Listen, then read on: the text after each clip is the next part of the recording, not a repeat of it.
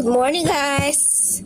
At ito ngayon ay 1 week na din itong ating itlog na to. Ito 1 week na siya. Ang gagawin natin ay kakanding natin at kasabay nito ay maglalagay na tayo dito ng pang 6 batch para mabawasan na to.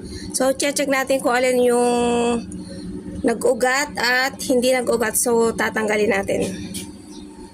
So no changes. Wala siyang pagbabago at ito ay hindi fertile. Yan. So hindi siya nag-ugat. Hindi ko alam kung bakit ganyan, pero yan, meron siyang fertile naman siya kasi meron siyang ito. Pero hindi ko alam kung bakit may ring blood. Paikot yan. Ito yung ating 1 week old. Yan. So, kumagalaw-galaw yung ating sisiw sa loob.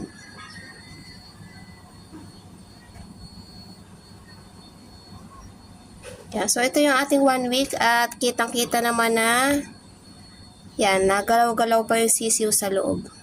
So, at ito nga, after 1 week ay ito na lang natira. 18 out of 25. So, 18 ito. At ito yung hindi siya nag-ugat as in hindi siya nagbago. Yan. So, yan. Naliliwanag pa siya as in wala talaga siya. Yan. Ito nga pala yung gamit nating pang-candling.